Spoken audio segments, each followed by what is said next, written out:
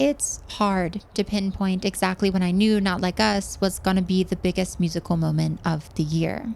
When the song released, it was nothing short of a monumental track for Kendrick Lamar and for rap music overall. But the fact that the song came out within literal days of 3 other diss records from Kendrick, all of which rocked the culture, ensured nothing was set in stone about the track's legacy. And even as the summer progressed and the track became the de facto face of the entire Kendrick and Drake beef, there was still that possibility that Drake or Kendrick would release something else, which would make Not Like Us into a footnote of a much larger battle.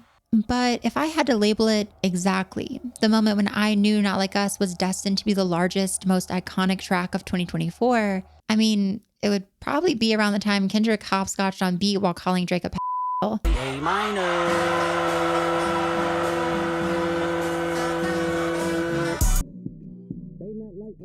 They not like us. They not like us. They not like us. They not like us. They not like us. The entire Not Like Us music video actually was so disrespectful, such a complete display of just pure hating, that it all but solidified for me that A, Kendrick won this battle, and B, we will listen to Not Like Us for years to come to remind ourselves of that.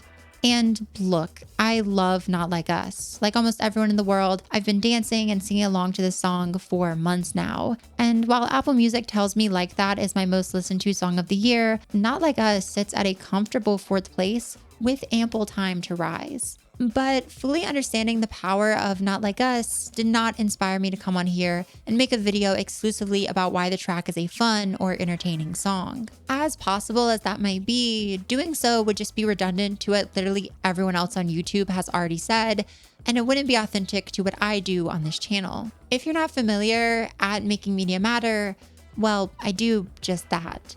And while my most successful video series this year has been about the Drake and Kendrick beef, yes, it's more importantly been about understanding what Kendrick's disses towards Drake mean for his wider career. It's been about looking deeper into these disses, and that's what I feel is owed to Not Like Us. In prior videos, we've tackled the fascinating artistic value of both Kendrick's Euphoria and Meet the Grams, exploring how both songs work on dual levels, shout out Gemini Kendrick, and act as both disses towards Drake, and continuations of the narrative established for Kendrick Lamar himself on Mr. Morale and The Big Steppers, his most recent album at time of recording, and one of unity, growth, healing, and togetherness. In both videos, I determined that while Kendrick does tear into Drake on his diss songs, there's always a bit of mirroring between the pair included to highlight the deeper themes of Mr. Morale. Even as Kendrick derides Drake for being a deadbeat father, being a serial harasser of women, not being a part of the culture, and so on, there's a genuine effort in these tracks being made to draw parallels between Drake and Kendrick, whether that be in their past lives, their experiences with fame, or in their very flawed existences. And so I concluded there that both Euphoria and Meet the Grams are a type of regression for Kendrick. He's lashing out at Drake even though, deep down, he knows, as was made clear on Mr. Morale, that he and Drake are both humans, and all humans reflect one another, are worthy of forgiveness, and must be understood as products of their environments. My general thesis of this entire beef so far has been one rooted in this idea that Kendrick is dissing Drake, but also using Drake as an example of Mr. Morale's lessons in practice, where Kendrick dove deep into himself on Mr. Morale and said that his personal struggles and traumas were reflective of those experienced by all. Now, he's actually showing us that by outlining Drake's problems, their sources within Aubrey's own family and circumstances, and how they mirror Kendrick's. And that's a reading I still stand by for those tracks. It's a takeaway that I feel fits neatly into the ongoing story of Kendrick Lamar, and full transparency, it's one that I plan to use today as a means of understanding Not Like Us in this very video. One of the main reasons I haven't made a Kendrick video in so long is because I didn't want to start sounding redundant, just mapping a framework I've already used in other videos onto yet another Kendrick diss, this time one that's already been talked about to death on the internet. But as I've allowed Not Like Us to sit with me, as I've heard the track blasted in every car imaginable, mine included, and sung along to it at every party, something has dawned on me. A shocking realization that has put all my readings of Kendrick's prior disses in question and forced me to rethink how I want to discuss this year, perhaps decade-defining diss song, and it's this. I think Kendrick Lamar might honestly just really hate Drake. So I say that as a half joke. Obviously, Kendrick doesn't like Drake.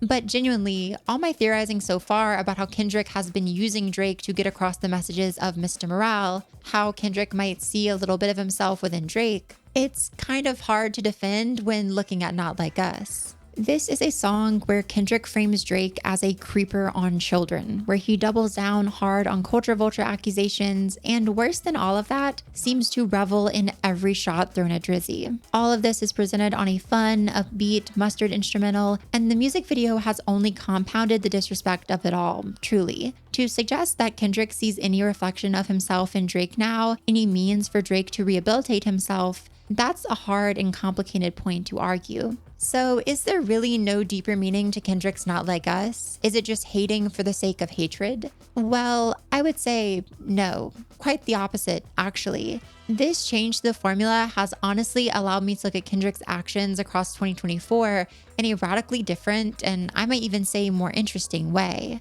But in order for me to tell you why, I need a bit of your time. Give me this video and I can promise you'll walk away with a new perspective on Mr. Morale, an updated idea of where Kendrick might be going with his next album, and a wholly original take on perhaps the most talked about song of the summer, Kendrick Lamar's Not Like Us. Cool, let's do it.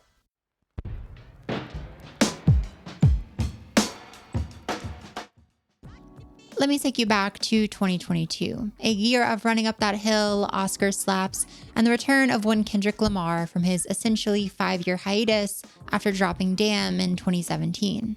On May 8th, the world was rocked by a video and accompanying song from Kendrick, the 5th installment in his The Heart series of songs. This was a nearly 6-minute Goliath of a track. The video contained Kendrick face swapping with multiple prominent Black celebrities, rapping in top form, going deep into his personal journey, and I think it's safe to say that the track created a moment of speculation and analysis as people tried to break down the real value of this song.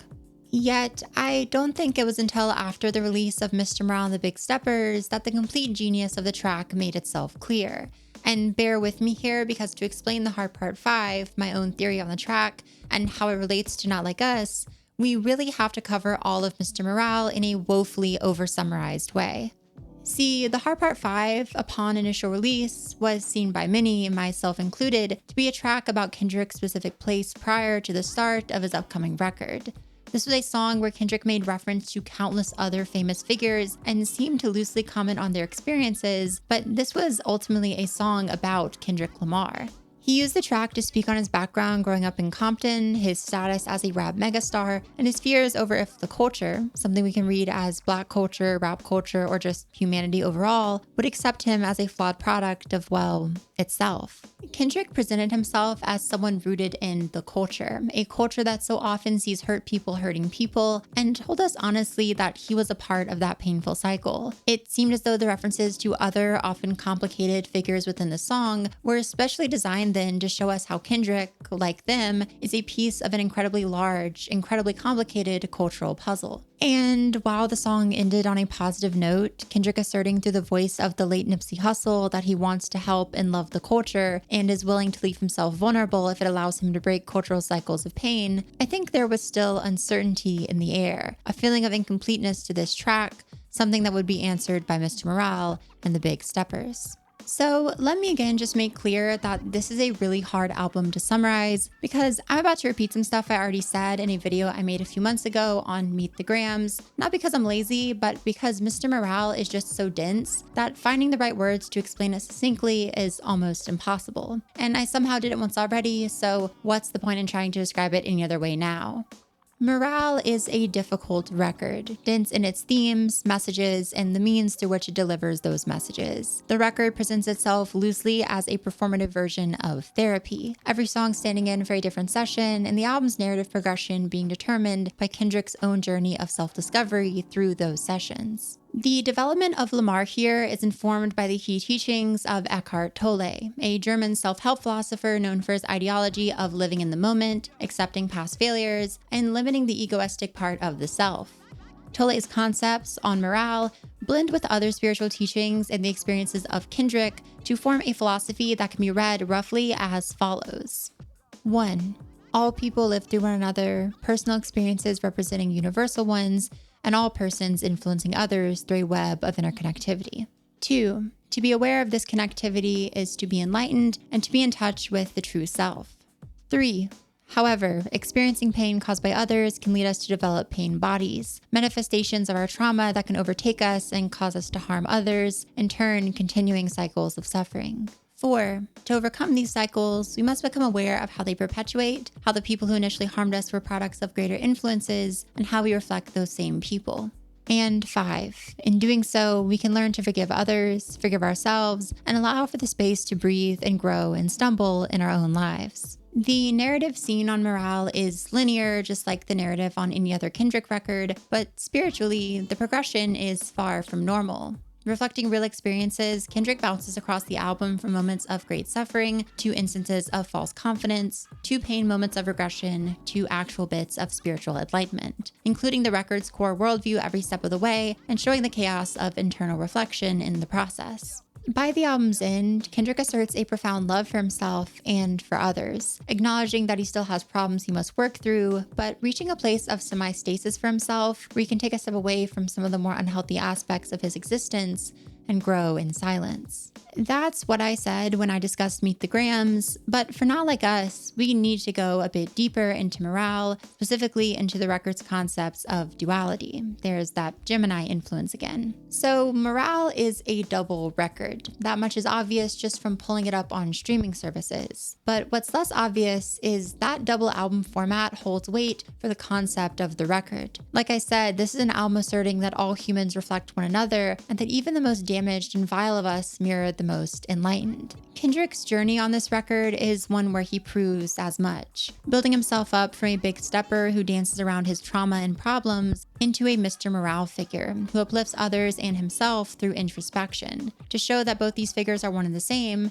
that from pain can be born beauty, Kendrick makes it so every song here matches up with another one on the opposite side of the record. Father Time, where Kendrick breaks down the image of his father, pairs up with Savior, where he does the same type of deconstruction for his own savior complex. The complicated growth of Rich Spirit is matched with the slightly positive regression of Silent Hill, etc. And you might be asking, what is the point of discussing all of Mr. Morale here, its deeper themes and reflection setup, in a segment all about The Heart Part 5, a song released before Mr. Morale even dropped?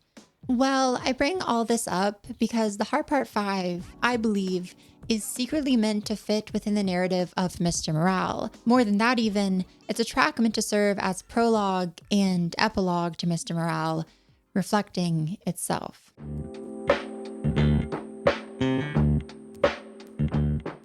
So Part 5 was released before Mr. Morale. That's something we already established, and we explored what the track means as a preview to Morale. Viewed through that lens, it's a personal track for Kendrick, one tying him to the culture and seeing his experiences as a byproduct of living within that culture. And for a while, that was that. But after Mr. Morale had been released to the world for a bit, Kendrick subtly added The Heart Part 5 onto the record, essentially as a bonus track. But the specific placement of the song on Mr. Morale captured my attention. In this concept record where song placement is so key, this track that seemingly opened the era of Mr. Morale now closed it. And whether it was intentional or not, this placement of the track got me thinking. See, while The Heart Part 5 served as an intro to Morale, it also functions beautifully as a close. Kendrick's pleading with the culture for love and statements of, "Look what I done for you," now read as the words of a man who's just exposed his soul on a record and wants to be accepted through his imperfections. Kendrick's references to being a product of the culture now feel like the knowledgeable writings of someone who sees clearly how his life was molded by those of others. And the multiple references of the track, the figures Kendrick channels, we can now read his connection to them as even more overt, taking into account the concept as seen on Mr. Morale that we all live through one another. Kendrick exists through all of these figures, making it even more powerful that his final thesis here when viewing Part 5 as the finale to Morale, his final words on compassion, forgiveness, and unity come not through his own voice, but through his channeling of Nipsey Hussle's perspective. Symbolically, it shows us how Kendrick has learned across the record that he lives through others and they through him. The Heart Part 5 is a beautiful conclusion to all of Morale, yet also a perfect introduction. It is Kendrick at his most broken and scarred, yet it's also Kendrick at his most enlightened and awake. It's a song that reflects itself and shows us, in real time, how even the most damaged of people can become the most free. That understanding that is only a matter of perspective. For what it's worth, The Heart Part 5 might be my personal pick for Kendrick's all-time greatest song. I've done nothing but praise the track here, but the ways in which I've described it don't really do justice to the single as a work of musical genius. They don't touch on the depth of Kendrick's references, or the meaning in his sample of Marvin Gaye's I Want You, or the myriad of ways that The Heart Part 5 ties back into songs from earlier in Kendrick's catalog. Needless to say, it's genius. And I would love to do a full video on The Heart Part 5 one day. Maybe I will. But we're here to talk about Not Like Us. Yeah, I remember when the video was like about that song. So why did I just go on this extensive rant and explanation of the deeper genius in The Heart Part 5? To answer that, we need to talk about audience reception to Part 5 and to Mr. Morale overall. The Heart Part 5 closes with a powerful statement from Kendrick. On a track where he spends so much time repeating that he wants the culture, but wants us to want him too, Kendrick ends by cutting off that second part of the phrase entirely. His final words are simply, "I want you." Words that imply that Kendrick now trusts us as an audience to want and accept him back. Mr. Morale was the story of Kendrick learning to forgive himself and thus others, and now he trusts will do the same for him, learning to love Kendrick despite all his faults and missteps in the process. If that truly occurred, though, is up for debate. Mr. Morale was received in perhaps the most complicated way any Kendrick record ever has been. While Kendrick's records have been dense in the past, they've usually masked that density under a good few catchy songs that keep listeners coming back to decipher them, and kept it understandable enough for casual audiences to grasp. To Pimp a Butterfly, for instance, is a very dense record going over fame, depression, systemic racism, and more, but that content exists underneath songs such as King Kunta, All Right, These Walls, tracks you'll be humming for days. And the story is ostensibly a straightforward journey of Kendrick moving through fame. It's fairly understandable after you listen to someone break it all down. Morale was not that at all. The catchiest tracks here don't make up for an album filled with heartbreaking and uncomfortable explorations of trauma, and the album's story, one that jumps around and is fused with the complicated teachings of a German self-help guru, definitely doesn't lend itself to casual fans. And for those reasons, Morale didn't catch on as was perhaps intended. And so the messages Kendrick was spreading here, ones meant to genuinely help others and bring people together, fell on somewhat deaf ears. For fans that didn't have the time or energy to analyze this record track by track, to watch breakdown videos, or understand who the hell Eckhart Tolle is, the real value of Mr. Morale was kind of lost. And so Kendrick was essentially quiet for 2 years, ignoring a spare banger with cousin Baby Keem. Where is the collab album, Kendrick? And it seemed as though the goals of Mr. Morale were just going to be left in the past. A somewhat failed experiment for, honestly, the only rapper who could have pulled it off if it was even possible. And then we arrive at the Drake beef.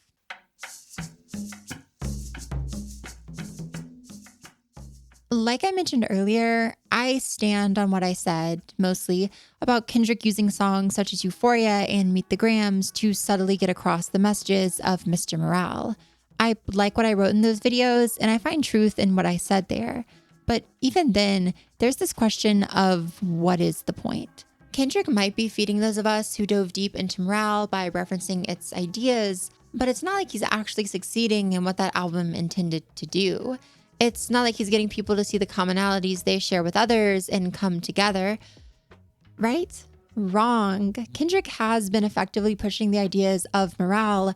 In fact, he's been getting them across now better than he ever did. And Not Like Us is the key to understanding how Kendrick pulled off the unthinkable, how he brought the culture together with more division. There's a reason the Not Like Us video made me so sure of the song's genius, its staying power in the cultural mindset, that I didn't mention earlier. The video fully captured my attention, not just because it amplified the disrespectful core of Not Like Us, but because there was something so powerful in that video, so telling about the track, that I think was hard to fully understand without the visual component included. That Not Like Us, and this entire beef honestly, has brought the world together for the sole purpose of hating on Drake. The central phrase at the core of this song, "They Not Like Us," itself toes this complicated line between confrontationalism and community.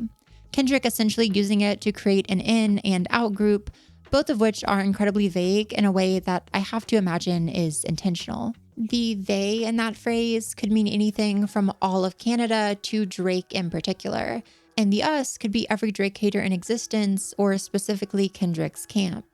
That vagueness, combined with the mass success of this track, really lends itself to a reading that is as broad as possible. When you hear a diverse and massive crowd chanting "They Not Like Us," I think it encourages an attempt at understanding what factors unite that crowd, that group of seemingly unconnected people.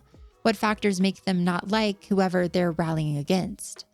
While it might be subtle, Kendrick is forcing those who listen to this track to see the commonalities they share with others, to see the ways they reflect one another in a way very topical to the philosophy of Mr. Morale. You might see that as a leap, but it's really only the surface when discussing this track. One of the main reasons I dove so deep into the Heart Part 5 earlier is because I see Not Like Us as almost the evil twin of that song, where the Heart Part 5 sees Kendrick getting introspective and comparing his own experiences to those of others as a means of showing off the universality and connectivity of existence. On Not Like Us, we see Kendrick getting very external and confrontational to deliver the same lessons. Now, he's not just referencing others, he's actively collaborating with them, shouting out mustard in the song's first lines in a way that ensures he'll be just as iconic of a figure in this moment as Kendrick himself. Now, Kendrick is not just reflecting on his own journey in Compton, he's creating an anthem to celebrate his city, rooted in the dances and musical styles of it. And now, Kendrick isn't alone in some dull room rapping to himself. He's singing his song with a sea of fans who echo his every word. Kendrick is pushing aside the heady rapping about how people mirror one another in favor of showing, in about the clearest way possible, people coming together in service of a common goal, celebrating their similarities and understanding one another. I think it's no mistake that Kendrick's pop-out concert from this summer, a concert that ended with the repeat performances of Not Like Us, closed not with some final statement piece on Drake, but with a group photo, bringing together people from all over for the purpose of hating.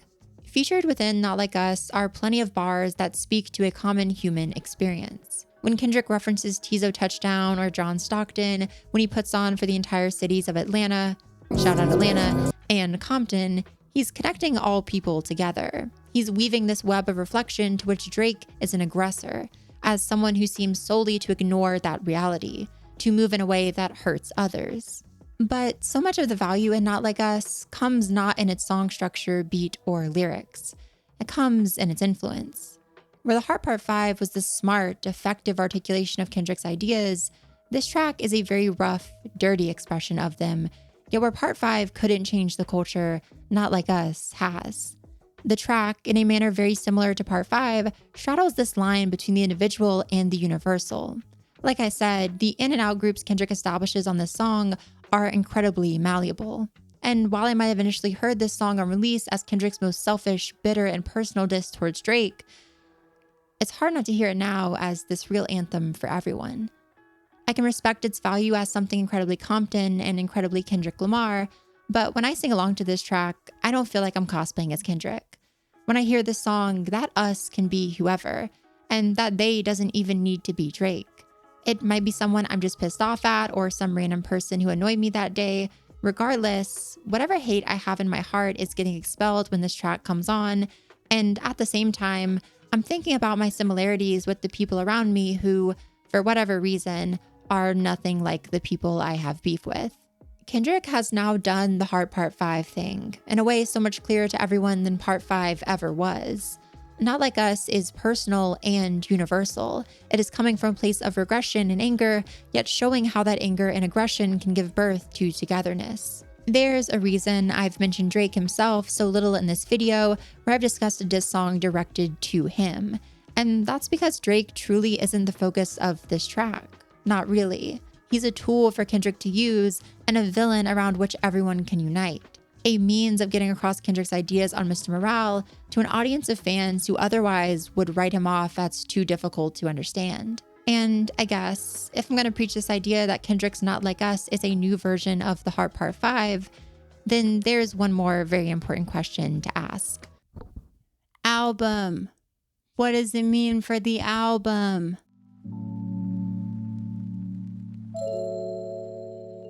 If my theory here holds true merit and Not Like Us really is the evil twin to Part 5, then I guess it should be the prelude to an album on the way. I mean, the brief snippet at the start of the Not Like Us music video definitely implies that. So can Not Like Us tell us anything about Kendrick's next album in a way Part 5 told us so much about Mr. Morale? Well, this is just speculation, but I expect the next record to be a re-exploration of Mr. Morale's themes, just with much more focus on making the message simpler. It will likely be a very family-centered record, one that could even throw some more shots at Drake and maybe other rappers, but only in service of Kendrick bringing others together. I think the story and journey of Morale definitely won't be ignored, but I don't see this coming album as another Morale, where Kendrick unpacks the regressive parts of himself that cause him to lash out at others, such as Drake. Instead, I assume we'll get passing mentions of Kendrick's very active and complicated journey of healing, paired with Kendrick pushing his morale philosophy a bit to the side so he can make room for embracing things that generally uplift his spirit and serve him well. The opening lines from Kendrick's previewed snippet on the Not Like Us music video might help confirm that, with Kendrick rapping, quote, "All right, Kendrick impression incoming. I am reincarnated. I was stargazing. Life goes on. I need all my babies." That reincarnation likely refers to the new enlightenment Kendrick found at the end of Morale. That stargazing is likely the process of introspection Kendrick went through to get there. And the final two bars seem to suggest that it's now time for Kendrick to embrace what's real in his life, to put those lessons into practice. And while he might stumble from the Mr. Morale path occasionally, it's a good heart that now leads him. Again, that's just a theory. A game theory. I think regardless of where Kendrick goes from here, whether it's something I've predicted or something radically different, his next album will have to be influenced by and in conversation with Not Like Us. Kendrick seems to have now achieved what he set out to do on Mr. Morale, albeit in a way that I doubt Kendrick himself would have even predicted 2 years ago. Kendrick has the attention of the culture, but what he chooses to do with that attention will be his decision.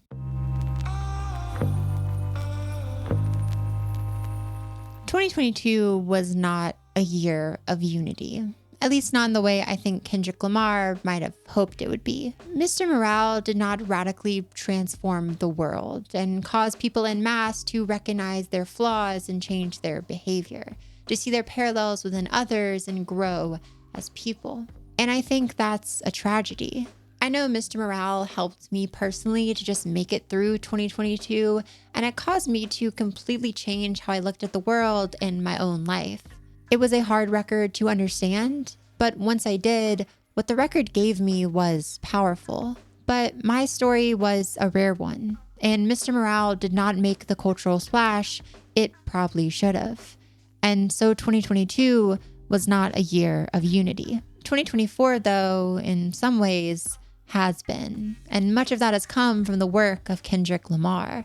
Somewhere in history, someone once said, hate is a hell of a motivator. And if 2024 has taught me anything, it's the truth of that phrase. Because 2 years ago, Kendrick Lamar set out to bring the world together.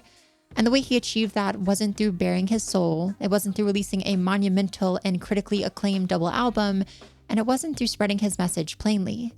It was through really, really making us hate one guy.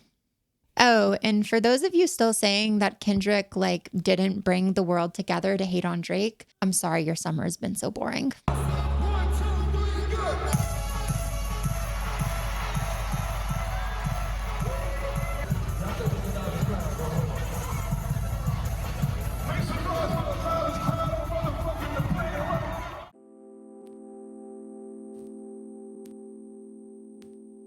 And with that, another Kendrick video is in the books.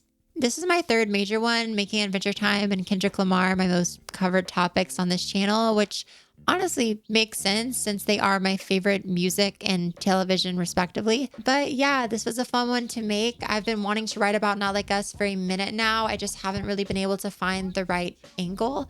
But the other day I sat down, I was struck by literal inspiration, like William Shakespeare possessed me type shit. And I just wrote this entire like 5,000 word script in basically a haze. I guess it helps that I also think about Kendrick quite often, but still, this is a little bit of like a spiritual, like magical type video. I guess something also to note is that this is my final video of my teens, probably. I turned 20 on August the 15th of this year, and I'm filming this on July 31st. I doubt this will be out when I am a teenager, but just know, as I'm filming it, I am a teen, and this is probably the last video I will film as a teenager, which is kind of weird to think about for a multitude of reasons. But yeah, I guess this video will kind of close out the first 2 decades of my life, which is a little bit strange. But I feel like this is an amazing video and a really strong way to close that out. So I'm happy with it.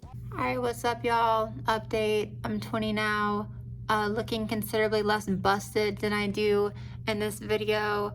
I don't know what I was on. Like, I hadn't slept like in so long when I recorded that. Whatever, man. Such is life. Basically, just filming this to say, yeah, I am 20 now. Still just as thankful to y'all for watching. Still need to dye my hair again. Yeah, finishing editing. I'm proud of this one. I hope y'all enjoy it. Y'all let me know if you enjoyed my coverage of this track, and if you'd like to see more videos in this vein. I would love to do a The Heart Part 5 analysis, and I'd be open to doing a 616 in LA analysis. Really, whatever, just drop your suggestions in the comments below and I will read them. As usual, I want to give a massive shout out to my patrons. It is y'all's support that keeps this channel going, and I want to give a massive shout out to all my patrons in the shout out tiers.